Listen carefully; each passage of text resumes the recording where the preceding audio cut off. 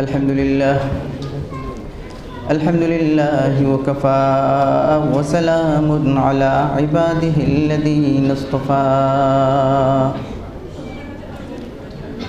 أما بعد فأعوذ بالله من الشيطان الرجيم بسم الله الرحمن الرحيم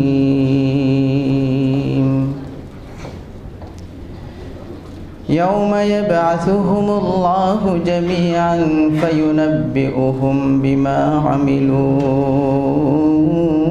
أحصاه الله ونسوه والله على كل شيء شهيد.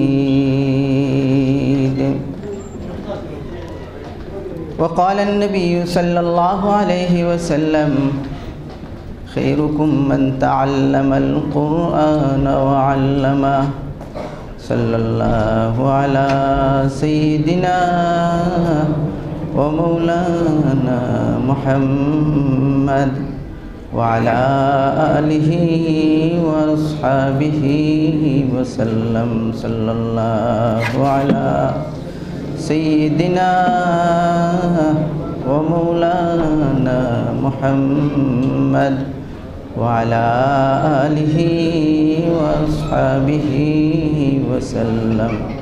لا إله إلا الله محمد رسول الله.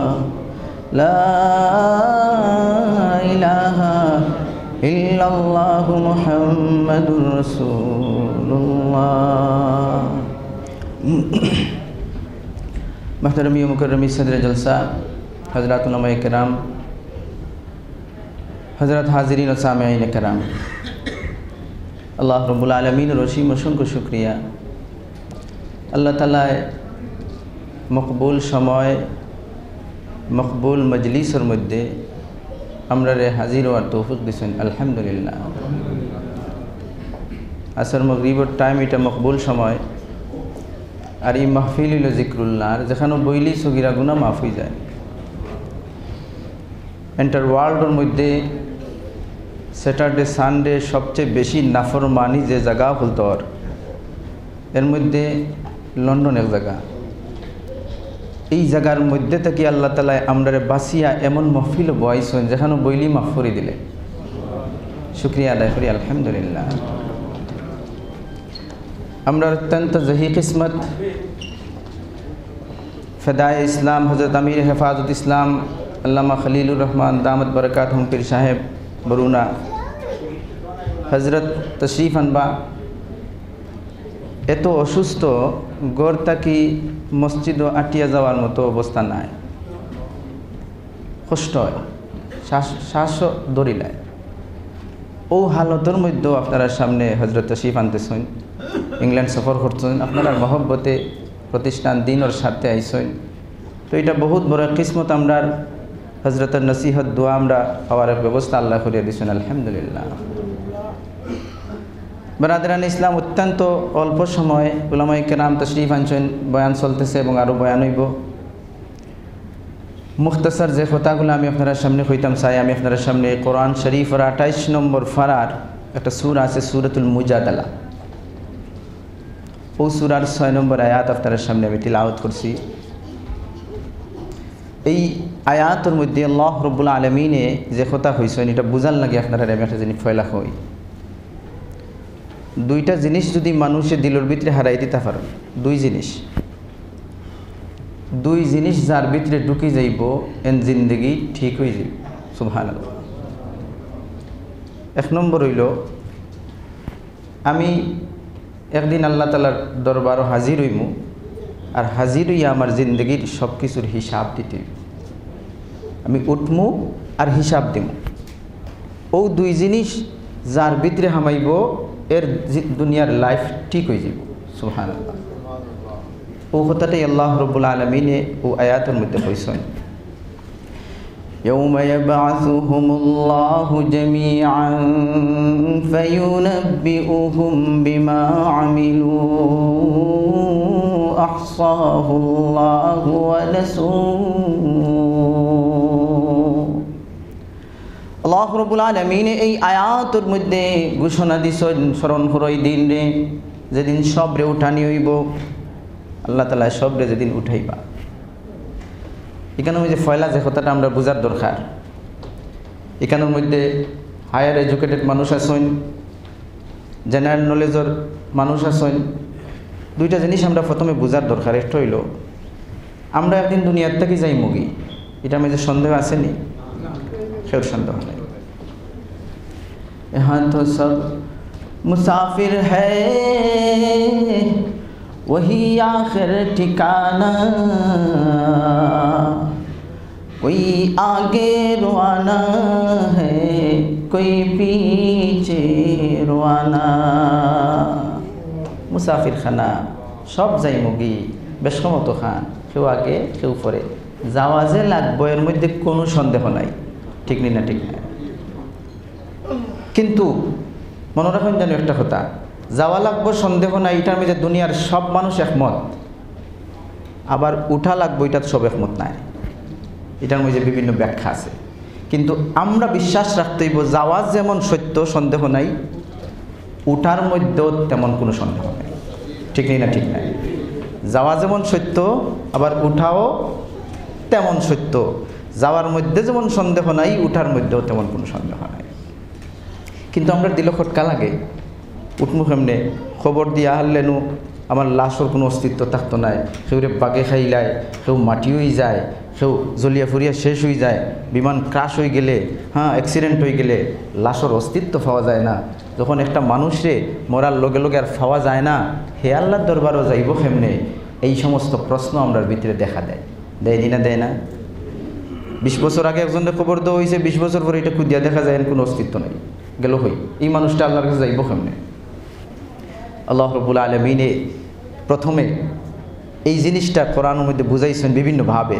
কারণ আবার উঠতে হইব কথা না বুঝলে মানুষের ইমান আমল ঠিক হইতো না। এর কারণেই রব্বুল আলামিনে তুমি মরিয়া মাটি হও, ফানি হয়ে যাও, ছাই হয়ে যাও, শেষ হয়ে যাও, ধুলায় পরিণত হয়ে যাও, তারপরেও তুমি আমার কাছে আওয়া লাগবো। এই জিনিসটা রব্বুল আলামিনে এমনভাবে বুঝাইছেন, একভাবে নাই 3 তরিকায় কোরআন শরীফ বুঝাই দিয়েছেন। যুক্তি দিয়ে আল্লাহ বুঝাইছেন কীভাবে তুলে হইব। আল্লাহ রব্বুল আলামিনে প্রমাণ দেখাইয়া বুঝাই দিয়েছেন কীভাবে তুলে হইব। আল্লাহ তাআলা কসম করিয়াও হয়েছেন মানুষকে কীভাবে উঠানি হইব। যেমন মক্কার কাফিরও বলতে হইতো, وقالوا أإذا كنا عظاما ورفاتا أإنا لمبعوثون خلقا جديدا।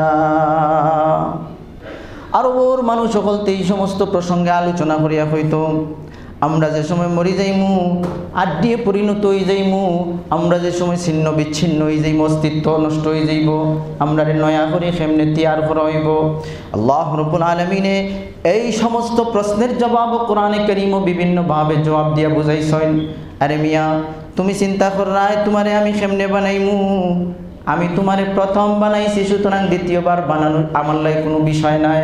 আমরাও জানি ফয়লা খেয়েও যদি কোনো জিনিস বানায়, দ্বিতীয়বার এই জিনিস বানানি তার লাগে সোজা হয়ে যায়।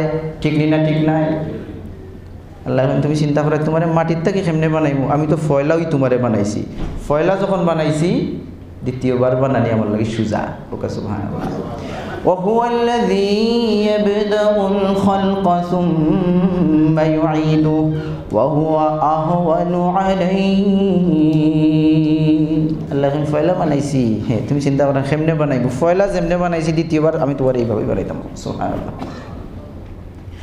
আল্লাহ রাব্বুল আলামিন প্রমাণ দেখাইন, আরে তুমি চিন্তা করো তোমারে আমি কেমনে বানাইমু, তুমি নিজের ইতিহাস একটু পিছনের দিকে লক্ষ্য করিয়া দেখো, তুমি কিচ্ছু আসলাই না, একটা ফানি ফুটা থাকি তোমারে আমি সৃষ্টি করছি।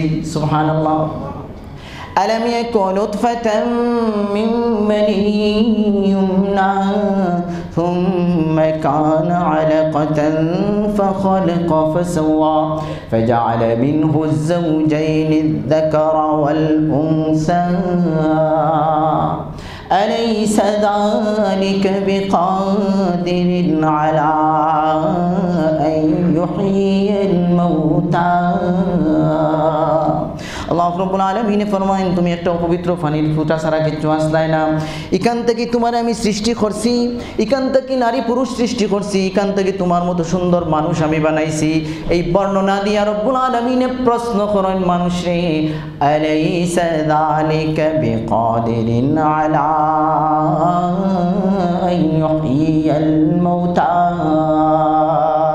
তুমি ওই খাও এই আল্লাহ আরবার মুর্দারে জিন্দা করতে পারবানি না না সুবহানাল্লাহ পারবানি না পারতা না আল্লাহ বুঝাই তুমি চিন্তা করে মাটির থেকে কেমনে বানাইবো তোমার পানির থেকে বানাইছি হঠাৎ দেখো পানির থেকে যখন বানাইতাম পারলাম মাটির থেকে খেনে বানাইতাম পারতাম না বুঝিয়া তুমি নিজেই জবাব দাও সুবহানাল্লাহ আল্লাহ রাব্বুল আলামিন কসম করেন লা উকসিমু বিয়াউমিল কিয়ামাহ ওয়া লা উকসিমু বিন নাফসিল লাওয়ামা আয়াহসাবুল ইনসানু আল্লান নাজমা'a 'idama বালা কাদিরিনা আলা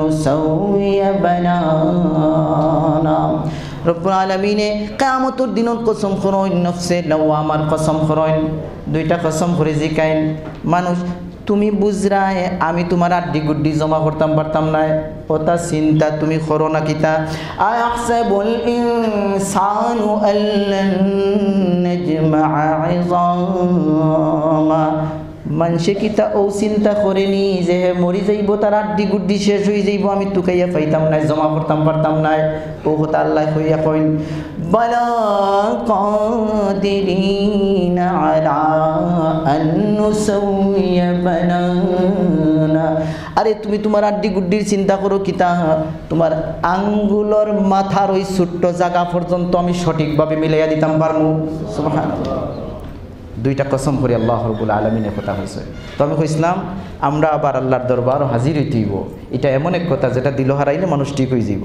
কিন্তু দিল খটকা লাগে মাটি হয়ে যাইমতে উঠবো কেমনে ফানি থেকে মানুষ মরে গেলে উঠবো কেমনে জ্বলি যাইবতে উঠবো কেমনে আল্লাহ বুঝাইন যুক্তি দিয়েও বুঝাইন প্রমাণ দিয়েও বুঝাইন কসম করিয়াও হইন তিন তরিকায় বুঝাইয়া দিছেন বুঝে না ধরলেও আমার এই সমস্ত কথার থেকে তুমি বিশ্বাস করো আমার দরবারও তুমি একদিন হাজির হইতেই ভাই সুতরাং আমার ভাই মরণ যেমন সত্য আল্লাহর দরবারও হাজির হওয়া তেমনই সত্য কোনো সন্দেহ নাই ঠিক নেই না ঠিক নাই ভাইরা আমার যখন আমরা বুঝলাম এই দুনিয়া আমরা শেষ জায়গা নাই দুনিয়ার থেকে মরণের মাধ্যমে আমরা যাইমু আবার কিয়ামতের দিন আল্লাহ রাব্বুল আলামিনের দরবারও হাজির হইমু এই জিনিসটা যখন আমি বুঝলাম তাইলে বুঝার মধ্যে শেষ করলে হইতো না আমি আল্লাহর দরবারও হাজির হওয়ার পরে আমি কিভাবে নাজাত পাইতাম পারি এই ব্যবস্থা দুনিয়াতে করিয়া যাওয়া লাগবো ঠিক না ঠিক না ও আমার ভাই আল্লাহর দরবারও যেদিন আমি হাজির হইমু এদিন যাতে আমার বাঁচার ব্যবস্থা হয়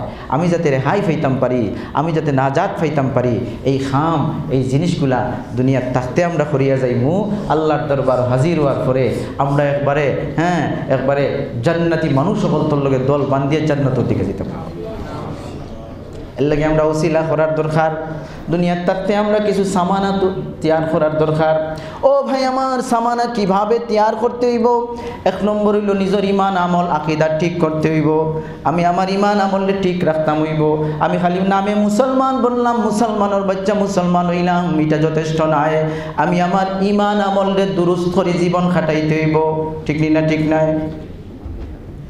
এই দেশের মধ্যে এই লিডস আমি তারাবি ফরাইছি তো একজনে এফেলে হুজুর বড় আফসোসের কথা আমি গেছি দাওয়াতো একজনের গেছে হেবার হয়েছে ফান খাইয়া রোজার মধ্যে মুসলমান বাঙালি ফান খাইয়া বার হয়েছে ফান খাইয়া বার হইয়া কয় আপনি মাইন্ড করেন না জানো আমি রোজা রাখছি না ওকে নাউজুবিল্লাহ মুসলমানের সন্তান আমরা দেশি আবার বাংলাদেশি তো বোঝা গেল অনেক মুসলমানের বাচ্চা হল এমন হইতেছে যারা ইমান আমলের হয়ে মারাত্মক অবস্থা দেখা দিছে, এইভাবে চললে হইতো না। আখেরাত বাঁচতে হইলে আমরা ইমান আমল ঠিক রাখার দরকার আছে, ঠিক নেই না? ঠিক না? ও ভাই আমার, ইমান আমল ঠিক রাখতে হইলে কিতা করা লাগবো? ইমান আমল যদি ঠিক রাখতে হয় তাইলে ইমান আমল ঠিক রাখার ব্যবস্থা, ওই ব্যবস্থার প্রেসক্রিপশন হইল কোরআনে কারীমের সাথে সম্পর্ক করতে হইব, কোরআনের লগে সম্পর্ক লাগাইতে হইব, কোরআনী শিক্ষার লগে সম্পর্ক লাগাইতে হইব, কোরআনের বিধানের লগে সম্পর্ক লাগাইতে হইব। এই কোরআনের মাধ্যমেই মানুষের ইমান আমল ঠিক হইব, ঠিক নি না? ঠিক না? এর কারণে আমরা ইমান আমল মজবুত করতে হইলে, ঠিক রাখতে হইলে দুনিয়াতে আমরা কোন জিনিসের লগে সম্পর্ক লাগাইতাম? কোন জিনিসের লগে? কোরআনের সাথে সম্পর্ক লাগাইতাম, কোরআনের সাথে তিলাওয়াতের সম্পর্ক হইতো, কোরআন বুঝার সাথে সম্পর্ক হইতো, কোরআন শিক্ষার সাথে সম্পর্ক হইতো, কোরআন ওয়ালা আলেম উলামা হলতর লগে আমরা সম্পর্ক হইতো, ঠিক নেই না? ঠিক নাই?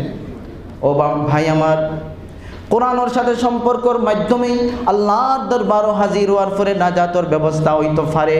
এর কারণেই আমরা বুজুর্গ হলতে সারা জিন্দগি কোরআনের উপরে মেহনত করিয়া গেছেন। মানুষের সম্পর্ক যাতে কোরআনের সাথে হয় সেই ব্যবস্থা মানুষের সামনে রাখিয়া গেছেন। সুবহানাল্লাহ। এর কারণে কুতবে দৌরান মুজাদ্দিদে জামান হযরত নবী রহমতুল্লাহ আলাইহি কোরআনের সাথে মানুষের সম্পর্ক যাতে হয়, কোরআনের সাথে শিক্ষার সাথে যাতে মানুষের সম্পর্ক হয়, ও এর কারণে আস্তা জিন্দগি মেহনত করিয়া গেছেন। আর একটা জিনিস আমরা দিয়া গেছেন, এটা হইল কোরআন শিক্ষার প্রতিষ্ঠান আমিদনগর বরুণা মাদ্রাসা। সুবহানাল্লাহ। এই কোরআন শিক্ষার প্রতিষ্ঠান খেনে হইল আমরা আখেরাতে জান্নাতে যাওয়ার ব্যবস্থার লাগি। কোরআন শিক্ষার প্রতিষ্ঠান খেনে করে হইছে আমরা নাজাত পাইয়া জান্নাতে যাওয়ার লাগি। এর কারণে ও ভাই ও আমার, খুব অল্প সময়ে যে কথা আমি কইছি আপনার সামনে, এই কথাটা আমরা দিল হারাইতাম কিতা, যে আমার যাওয়া যেমন সত্য, আল্লাহর দরবারও হাজির হওয়া তেমন সত্য। এই হাজির হওয়ার দিন যাতে আমি রেহাই পাইতাম পারি, আমি যাতে বাঁচতাম পারি, এটার ব্যবস্থা আমি দুনিয়াত করিয়া যাওয়া লাগবো। দুনিয়াত করিয়া যাই তুইলে আমার ইমান আমল ঠিক করতে হইব। ইমান আমল ঠিক করতে হইলে কোরআনের লগে সম্পর্ক লাগাইতে হইব। কোরআনের লগে সম্পর্ক লাগাইতে হইলে এই সমস্ত মাদ্রাসা আর এই মাদ্রাসা থেকে যারা ফারিগ হইয়া উলামায়ে কেরাম হল বাহির হইরা তারার পরামর্শে তারার সাথে আমরা জিন্দেগি কাটাইতে হইব। রাজি আছি না ইনশাআল্লাহ? এর লাগে আমরা কোরআনের প্রতিষ্ঠানের সাথে সম্পর্ক করতাম, আমরা সাহায্য সহযোগিতা করতাম, আমরা দোয়া করতাম, আর উলামায়ে কেরামের লগে মহব্বতের সম্পর্ক থাকতো, তারার নজরেও হেদায়েতের ব্যবস্থা হয়। এর কারণে ভাই ও আমার হযরত নবী রহমতুল্লাহ আলাইহি জানিসিন আমির হেফাজত ইসলাম হযরত বাইসাব দামাত বারাকাতুহুম অসুস্থ অবস্থায় আপনার সামনে আইসেন, তশরিফ আনতেছেন। আমরা আশা করবো হযরতের নসিহত দোয়া আপনারা লইবা। আল্লাহ তাআলা সবরে জাযায়ে খায়ের দান করুক। আমিন। ওয়া আখিরু দাওয়ানা আলহামদুলিল্লাহ।